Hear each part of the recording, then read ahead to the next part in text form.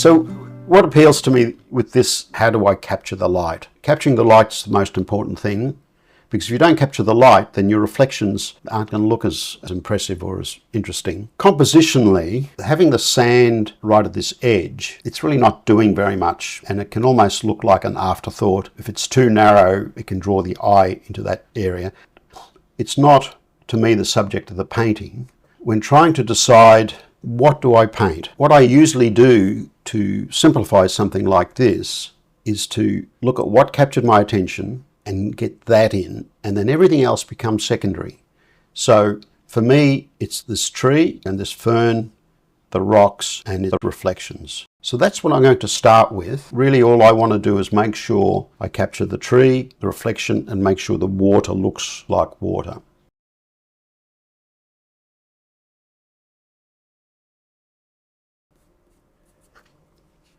What I tend to do, just lightly scribble in where I'm going to put in some more of this bright green.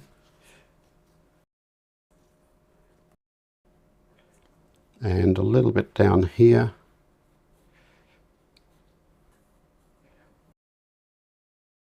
And then somewhere about here, I'm going to be putting in this tree.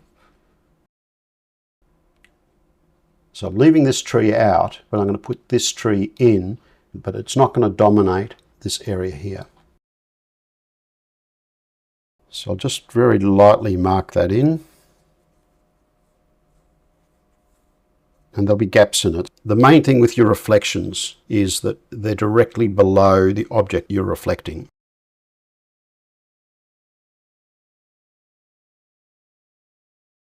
Alright, so let's just start by wetting the back.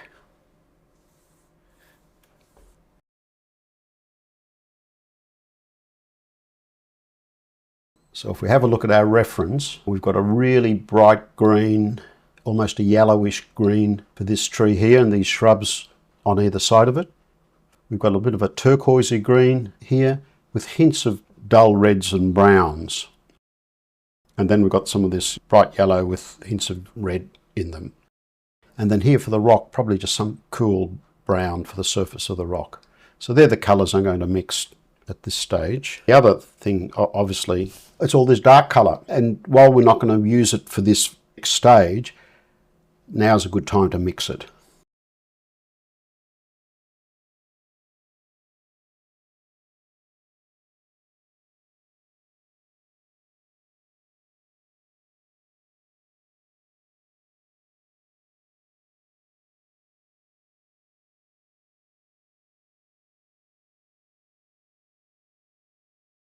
So this is your green colour, a little bit of the yellow, a little bit of the turquoise, and a lot of the dark colour here. Okay, so let's work with the green first. Got some aureolin. Because I've just refilled this palette, a lot of this paint is fresh paint. Normally I paint with dry paint, so I've just got to be a little bit more careful with how I pick it up. Instead of, digging my brush in and scrubbing like I would, say, for the turquoise, which is dry, I'm more pulling it out.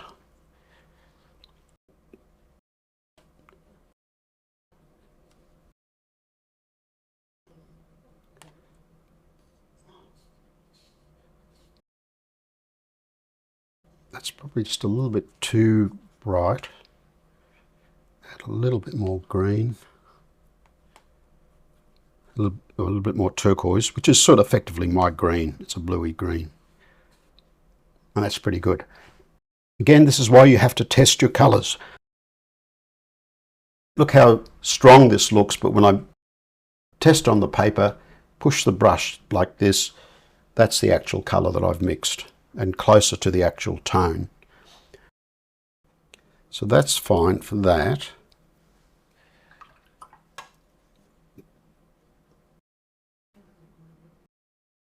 The little shrub is just yellow, so I'm just going to use some cad yellow.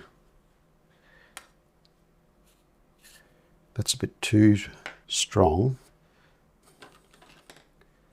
so add a little bit more water.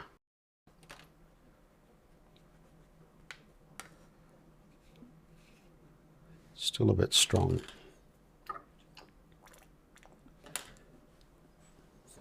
better. And that's pretty good. Okay.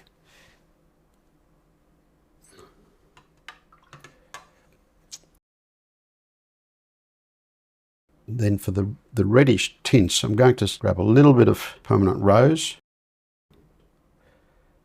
and some burnt sienna.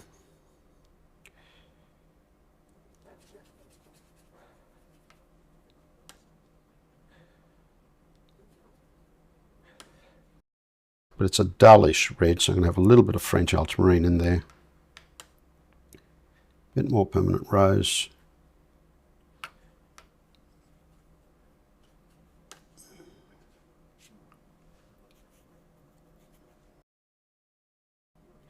That will do. And then here we've got the overall dark colour, which is lots of French ultramarine.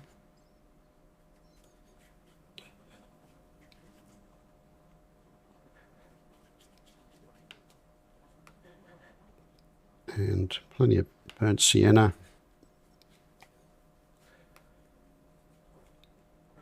Stay away from black.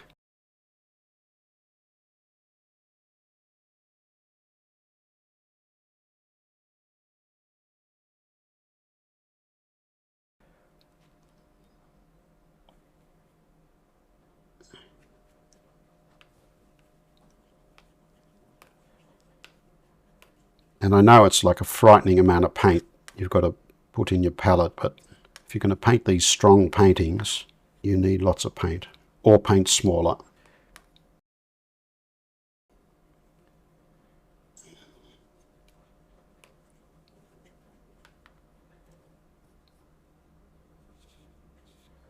And you can see how dark that looks, but then this is actually the tone, right? It's just so important to understand that.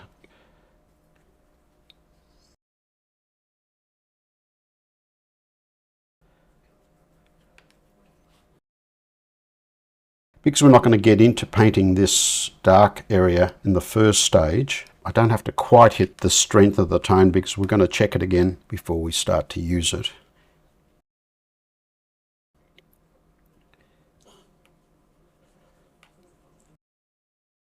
In half an hour's time, this will have evaporated some of the moisture, so effectively the tone will have gotten stronger.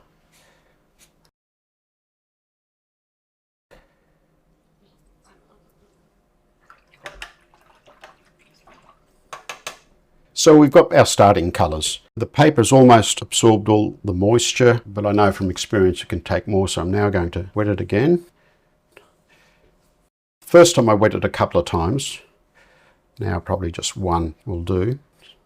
In this painting, this is really critical if you're going to use the fan brush, and you'll understand once I start painting.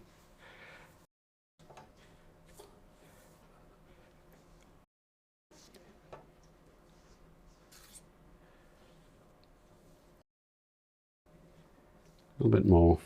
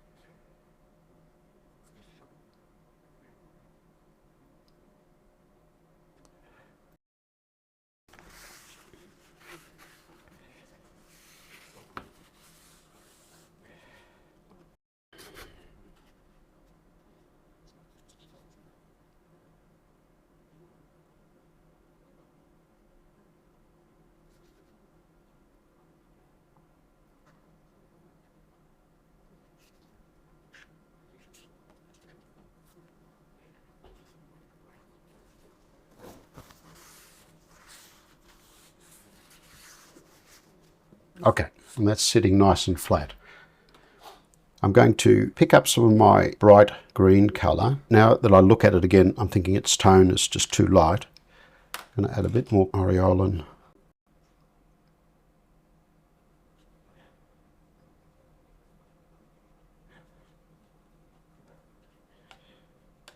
Because what I would like to do is hit the right tone first go, rather than have to go in and add multiple layers on top of one another. It just gives you a fresher painting.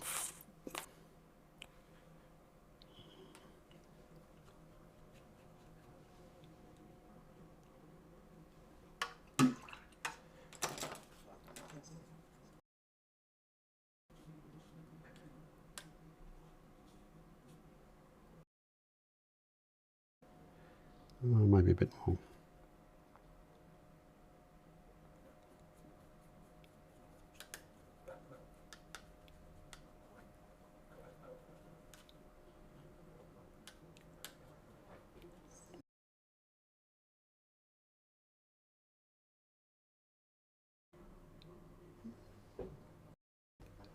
It's too yellowish. And I make that decision at that stage. I don't paint it all and then go, oh, it should have been a bit more green. So I've just gone in and added a bit more cobalt turquoise. That's better. And now very quickly, in fact, that's too small a brush.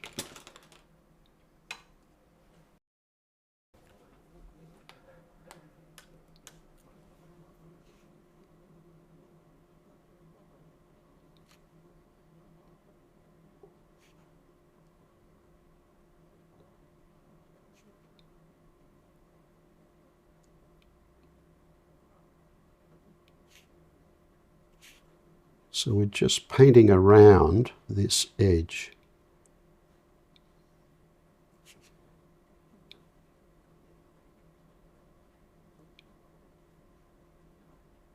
You could do this without even drawing it in, but it's safer to have drawn it in.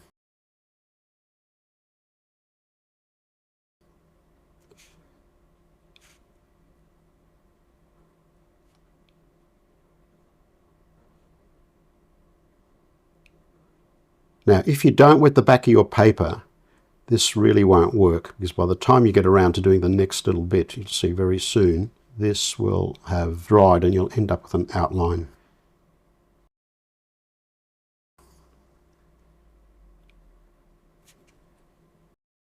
And then before that dries so that you get an outline, you just go in and go over the areas you did first and just push that out. All I'm trying to do here is stop that paint from forming a hard edge.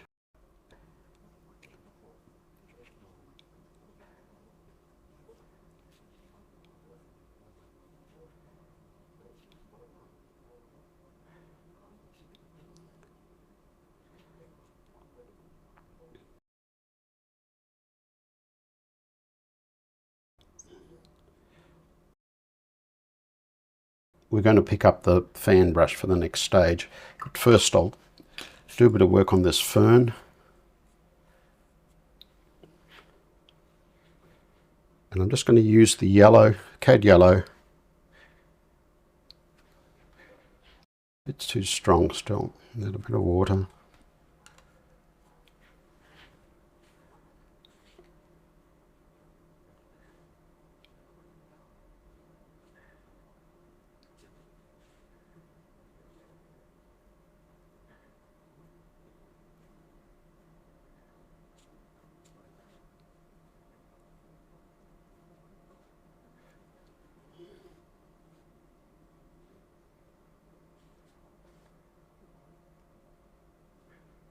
And these ferns are important because they're going to allow us to throw some lovely shadows on this rock.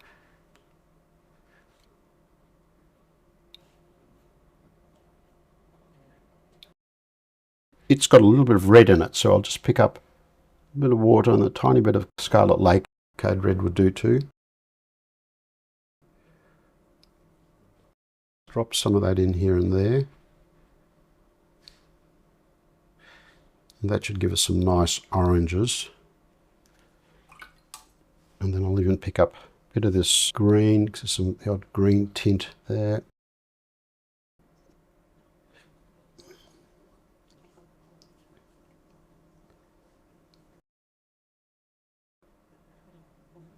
Primarily I want lots of the cad orange showing through.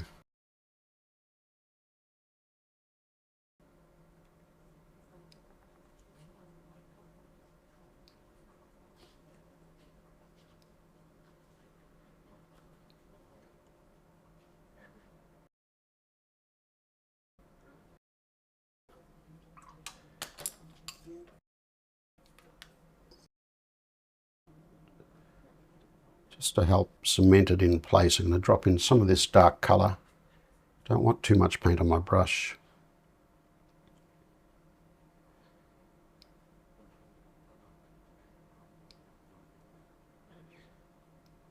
And that will do for now for that.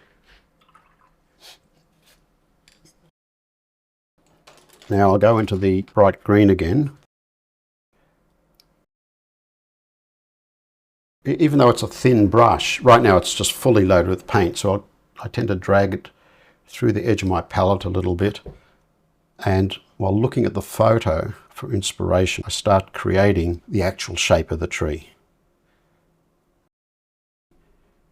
All of this was just to create the shape of the trunk and the branches. Now we're going to look at the shape of the tree. And when I say look at the photo, if I can create a more interesting shape, I will. I want a bit more green here than is in the photo.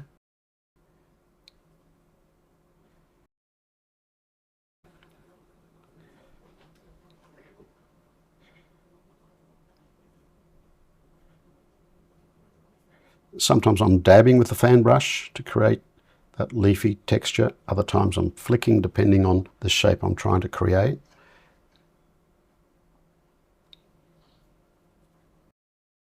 And while this is solid here, later we'll go into the negative shapes, the space between the leaves with the dark colours, and that will help create the rest of the leaf structure.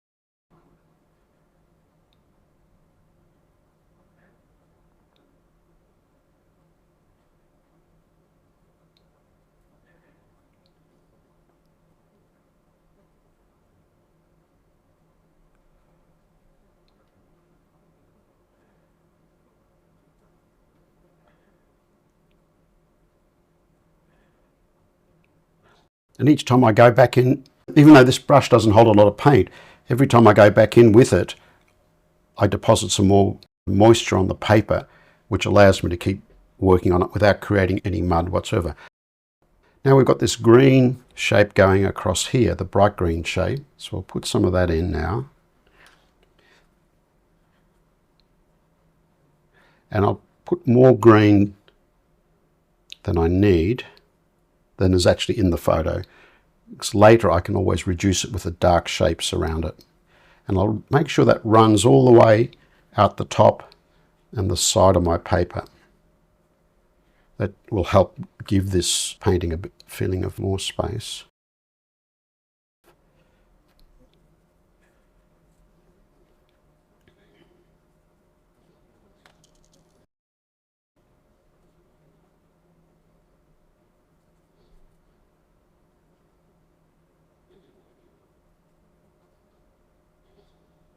And then we've got some bright greens over here.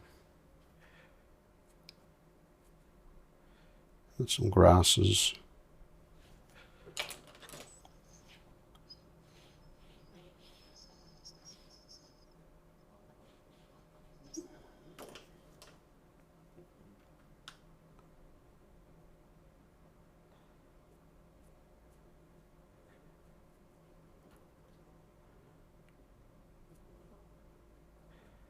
So think of this stage as an underpainting.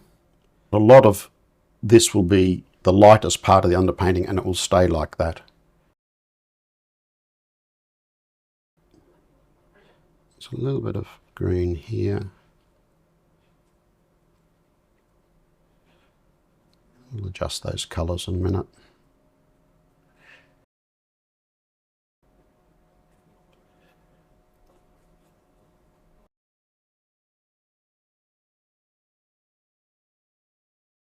What I haven't mixed is some of that turquoise colour. So what I might do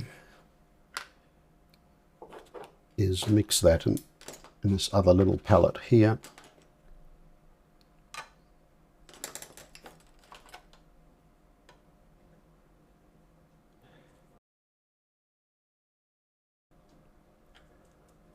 So cobalt turquoise, and because I happen to know that's a bit too bright, I'll add a bit of burnt sienna to it.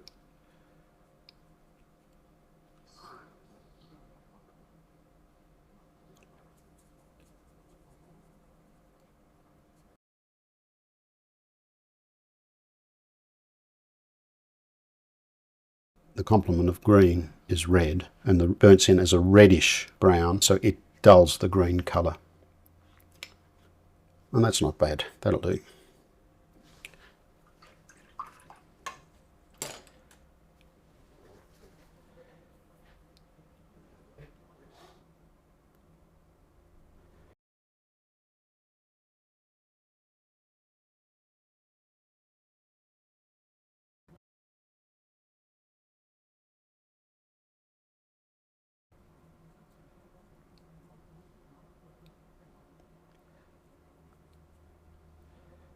Because these are the light colours, I'll always add more paint than will be there in the finish.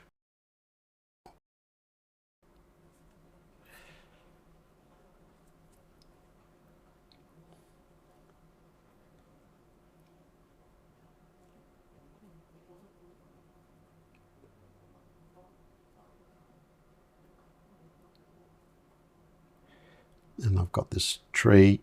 Again, now I've moved this tree over. So this area I'm making up, and I want a bit of blue sky up here as well.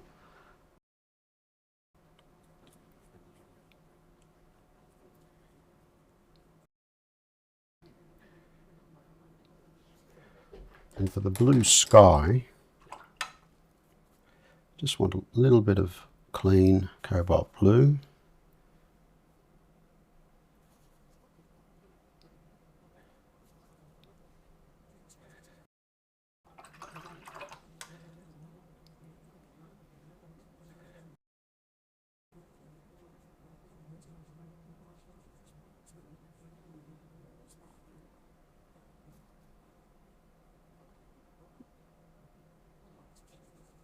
Such a small shape, so I'm really just mixing it on my paper.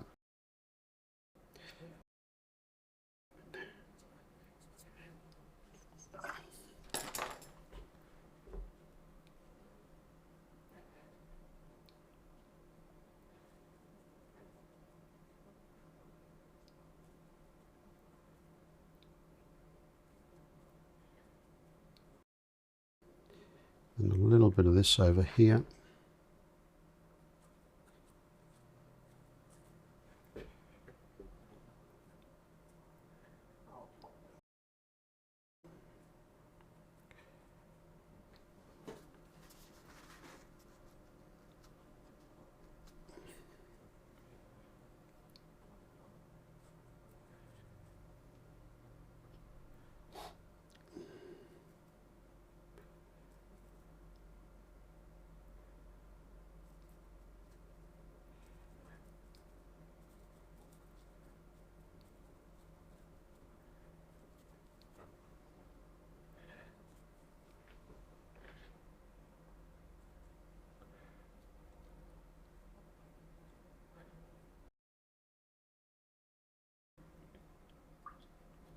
And then we've got these hints of red, reddish brown. I'm going to add a little bit more permanent rose in that. More water.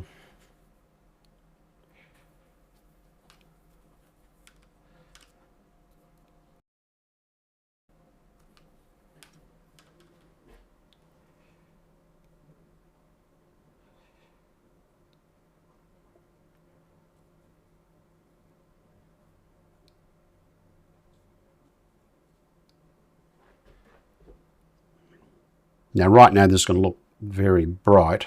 Remember, we've got the strong shadows going to come through this area. So I'm just looking at where I see a little bit of the warm red.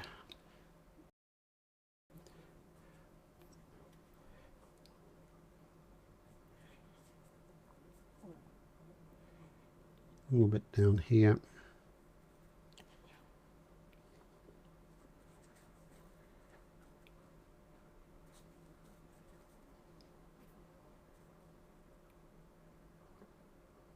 A little bit up here.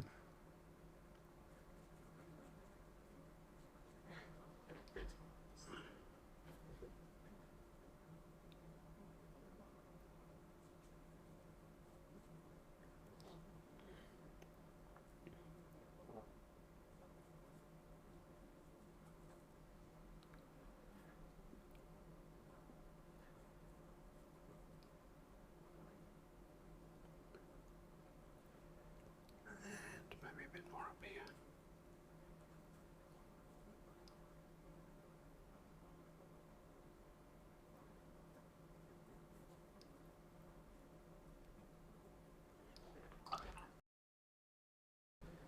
I'm going to add a bit more turquoise down here.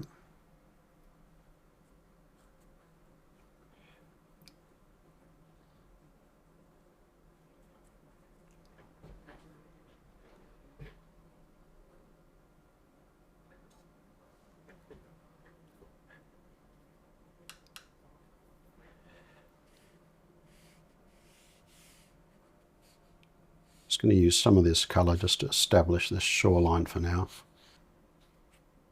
A bit lighter there, a bit stronger in tone there.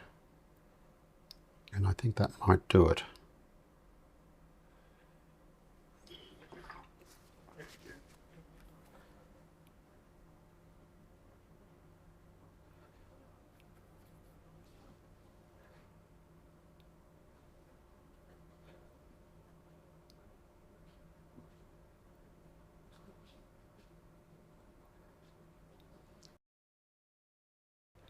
That's it. Now here, I'll leave that there. I'm going to go in and just soften this area while I've got a chance. This area is further away, so I'm going to dull some of these colours.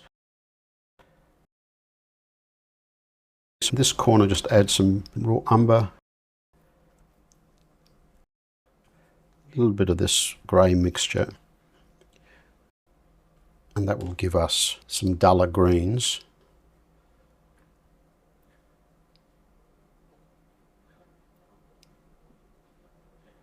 Leave some highlights for some rocks on the shore. The main thing is not to go in too strong.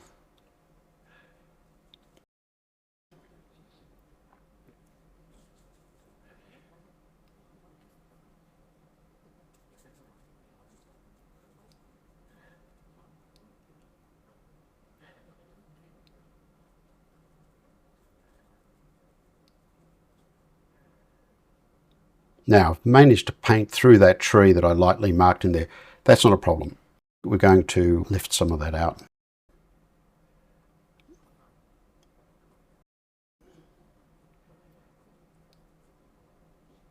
But I'm also making sure that I have a little bit of this bright green slightly dulled in this area, so it doesn't go bright colours, dull colours straight away. And I'll even drag some of this dull colour back in here. A bit more of this turquoise.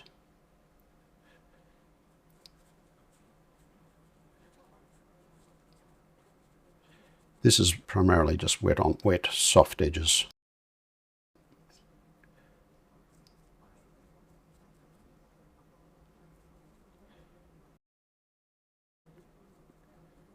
Get rid of a few extra white marks. Right now there's lots of white in here. I'll sort that out in the next stage. What I might do at this point, however, is just paint in this rock. And for that, I've got some of this deep shadow colour. I'm going to add some cobalt blue to it and a little bit of burnt umber. and plenty of water.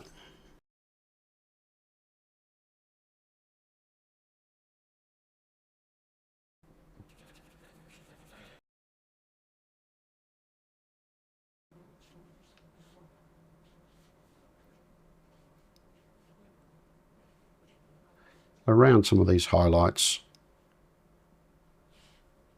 quick brush strokes.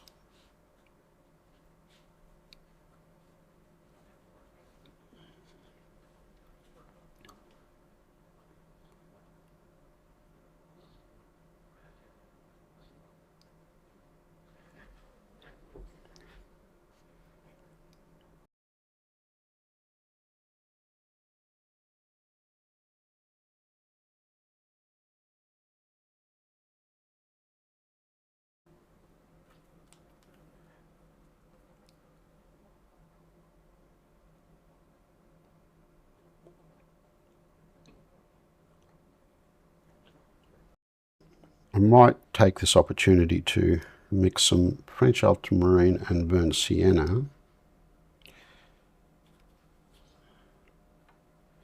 Quite a thick mixture. Now this area here, if I tilt it, see how wet it is? Now this paint I've mixed here on the paper is very thick, right? But if I just run it down there without pressing very hard, it will give us a hint of a tree. So this is just going to give us a tree leaning into the painting. And that's what I call an in-between soft edge. So it's not soft and it's not hard edged.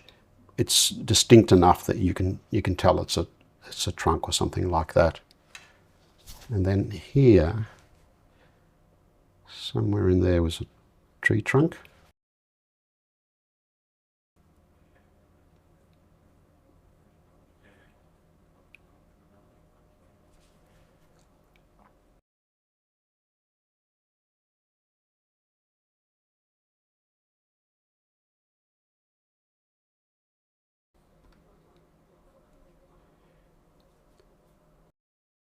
That's all we need. So it's dry to touch, and what I mean by that is when I drag my finger through it, I'm not moving any of the paint. That means I can now paint into it without creating cauliflowers, but also the paper underneath is wet enough that when I paint into it, it won't dry very fast. When we first started, when I originally mixed it, this whole area was full of wet paint, but you can see now how much has evaporated. So I need to re-wet that and just double check that my tone is now right.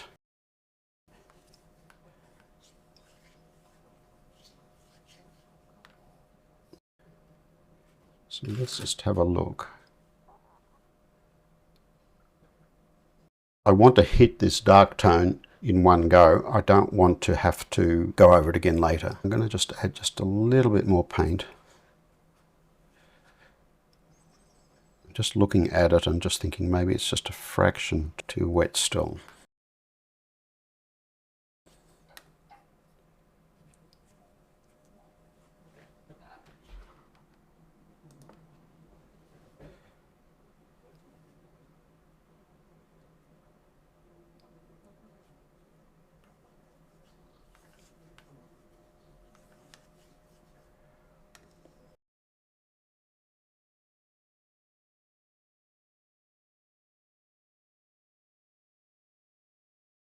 That's what I wanted. So we'll just clear this out.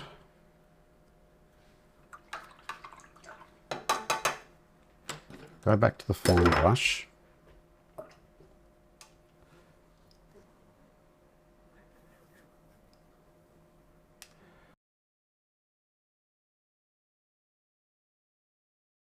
Drag some of the brush over the edge of the palette. The only problem with doing this, however, is next time you do it, you've got to make sure that you're aware what colour is on the edge of your palette. Now, this is the fun part.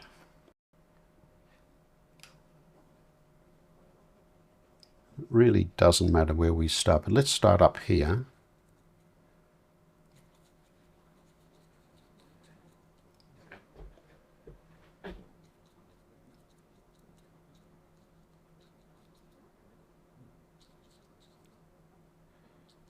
So now I'm effectively painting the negative shapes.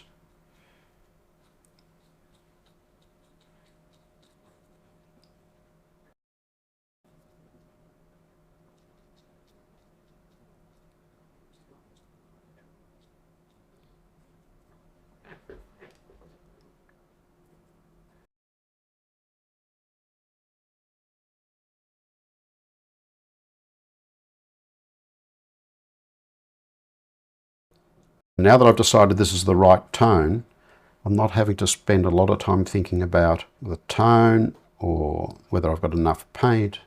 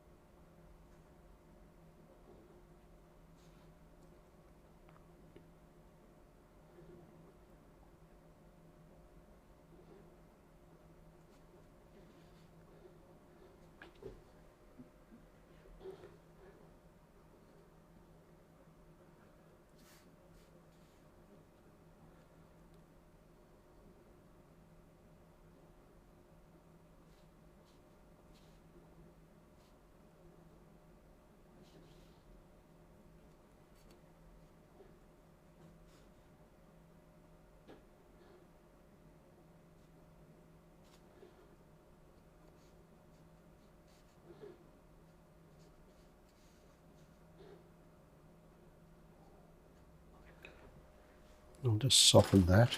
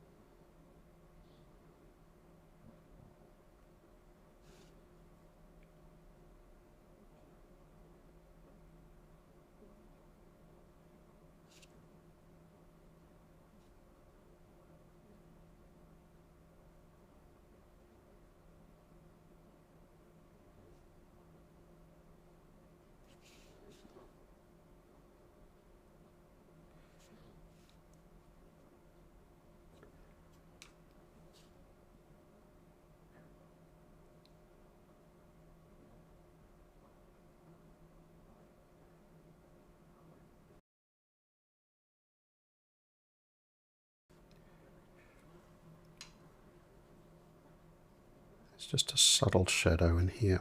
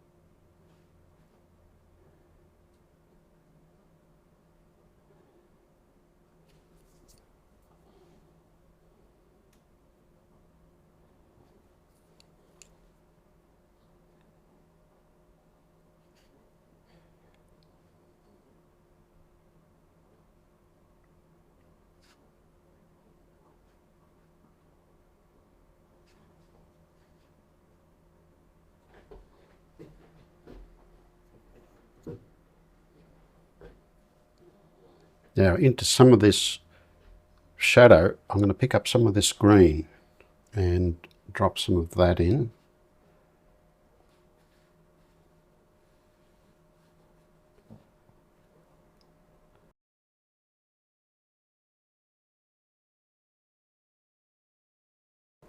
So that will add some variation to the shadow colour. Also going to go in and kill off a few extra these white bits of untouched paper.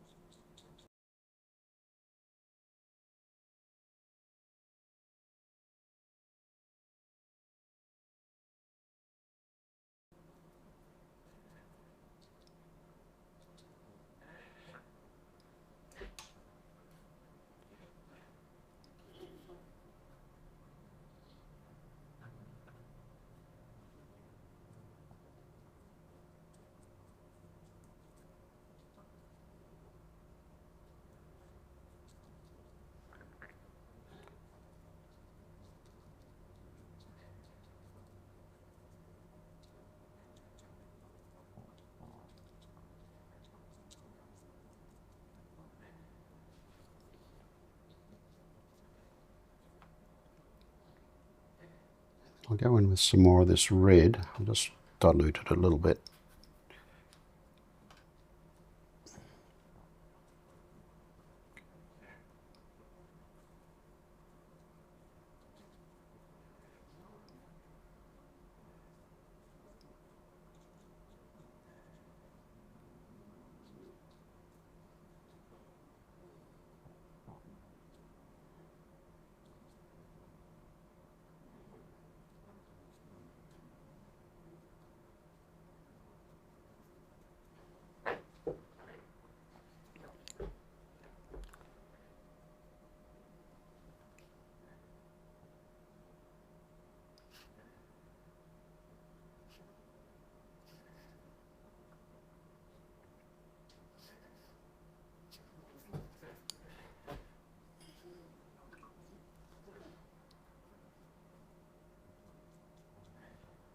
Then I'll go in over some of the green with some more green just to create some variation.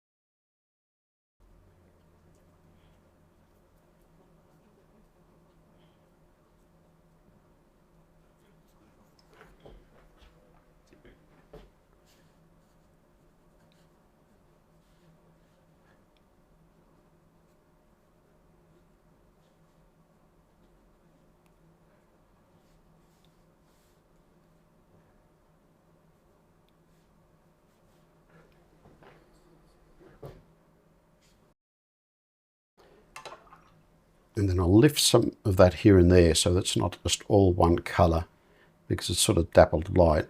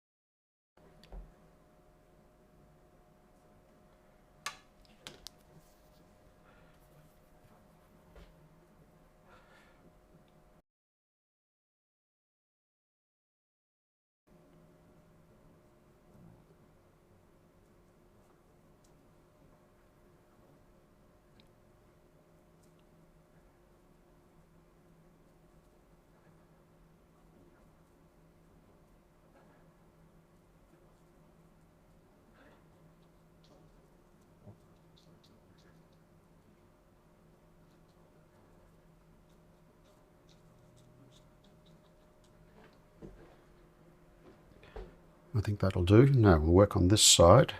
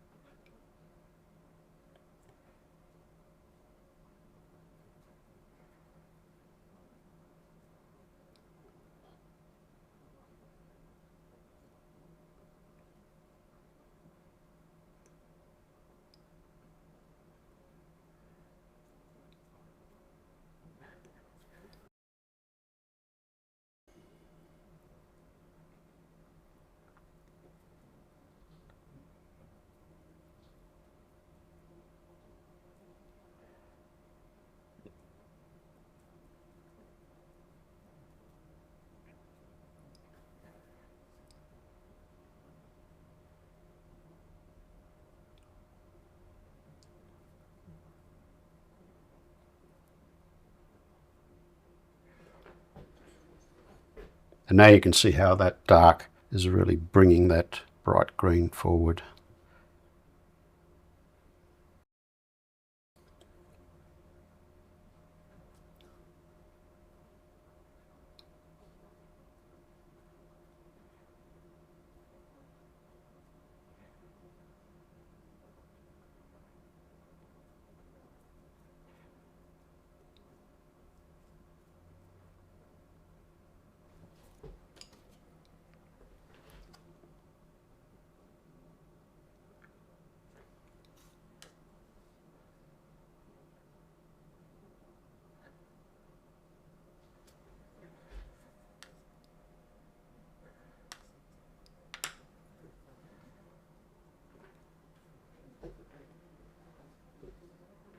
Paper's starting to cockle, but I think I don't need to go back into that area other than maybe scratch in a few little highlights.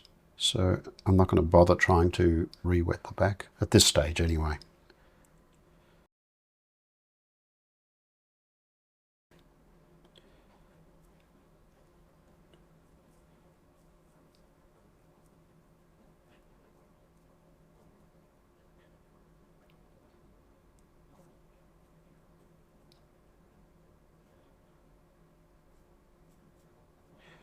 Drag down to create the tops of the grasses here and there.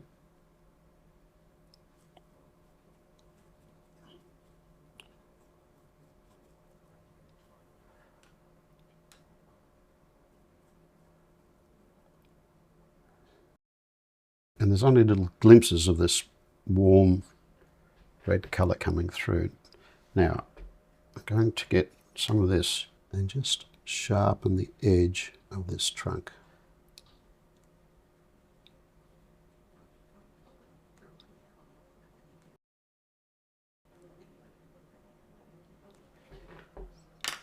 That way I can paint up to it with a fan brush and not worry about losing that edge.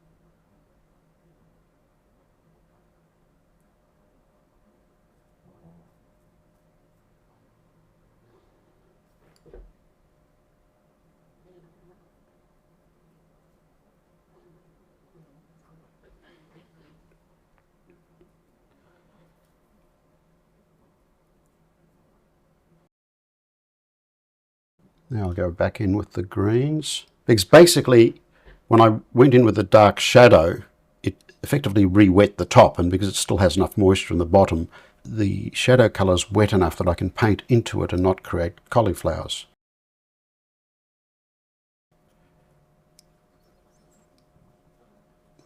And I'll get rid of quite a few of these little white dots. I want a few of them still showing up as little tiny highlights, but I don't want too many. I can't really define how much is too many, other than I know when I look at it and go, yeah, I think that's enough.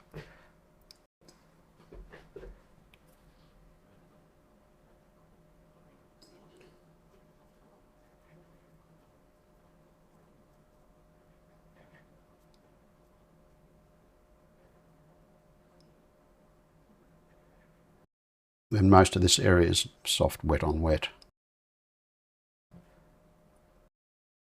I've already hinted at that trunk there.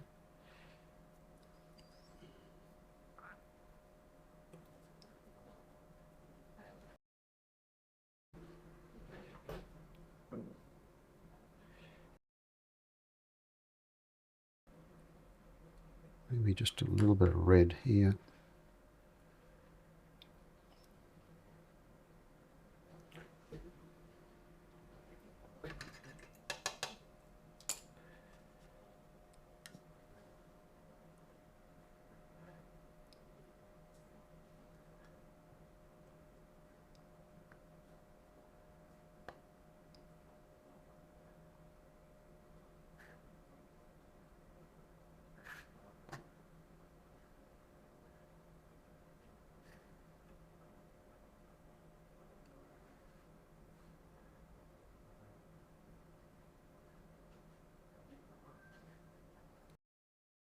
And then I might pick up some of this cad yellow.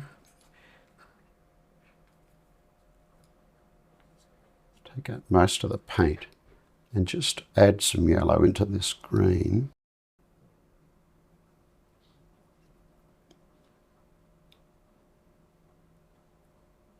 And make sure I touch the edge of the blue here and there to get some nice softer edges.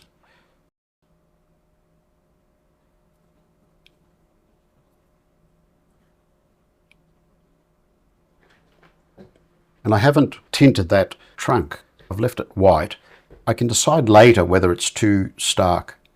Right now, I don't mind it, but I can always change my mind later.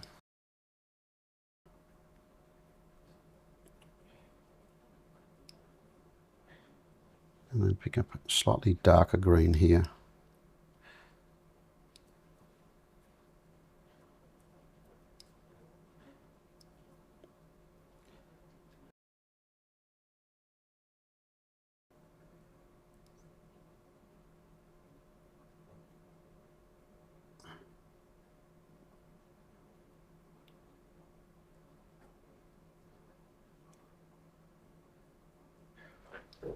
That's it.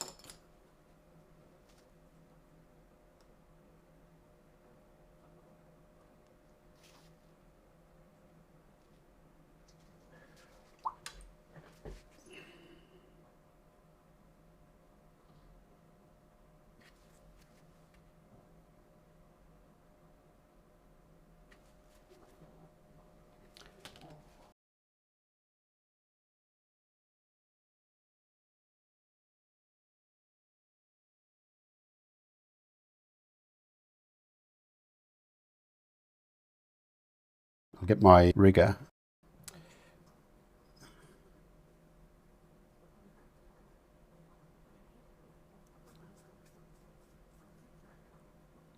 Just some French ultramarine and burnt sienna, very thick. Take most of the paint out, but, and then go in and hint at some dead dark branches and trunks in this wet paint.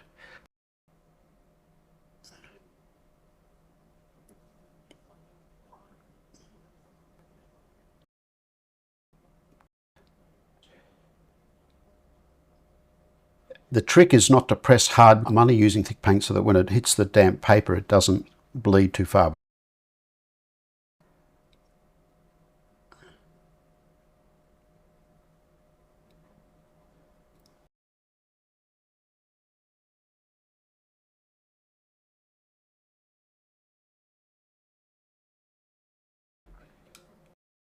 Get some of this shadow colour, dilute it quite a bit.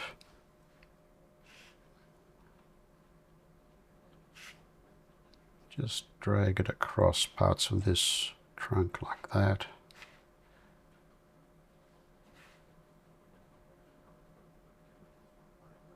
I want to narrow this trunk here a little bit, it's a bit too thick up there.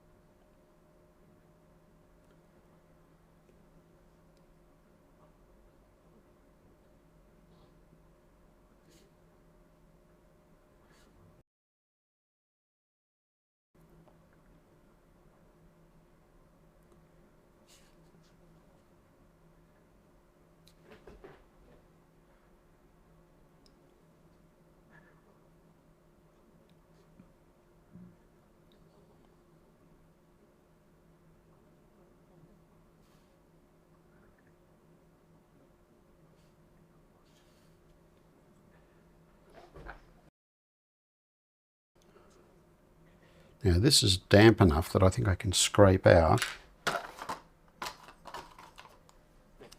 It's just some lighter branches. Get rid of a few more white bits.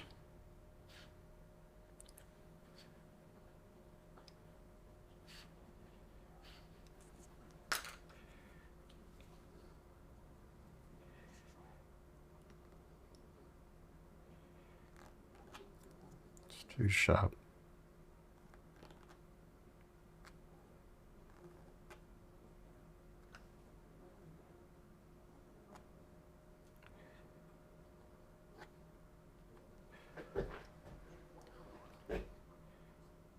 Not too many.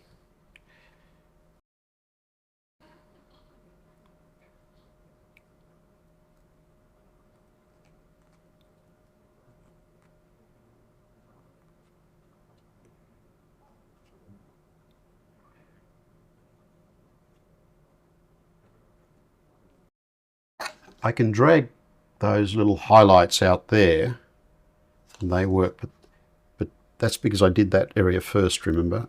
It's a bit too wet there.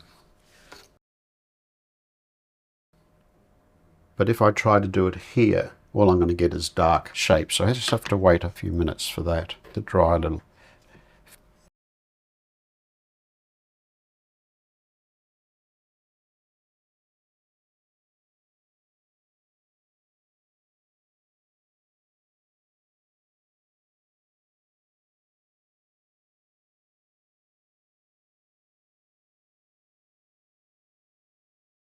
I like this area here because it's lighter than this, but not so light that there's a dramatic change. And these dark shapes are creating some really lovely effects. These sort of effects light the shape up, so it's no longer just a flat shadow color. There's things there, but they're indistinct enough that you know the viewer makes up their own mind as to what they're seeing. I don't know if you noticed, but I actually dragged some of these lights into these vertical dark shapes. My whole idea was to say, oh, this is the same branch, but it's got some dark in it and then some light in it. I'm always trying to create variety in my shapes, even in the spacing. So if you look at this little area, it's not just all the same branches, the varying shape, varying angle, varying the space between them.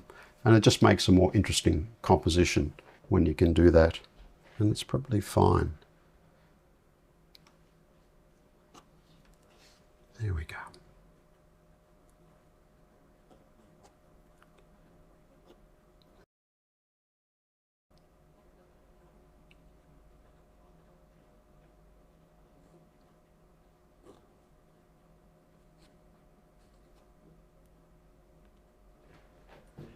Something like that.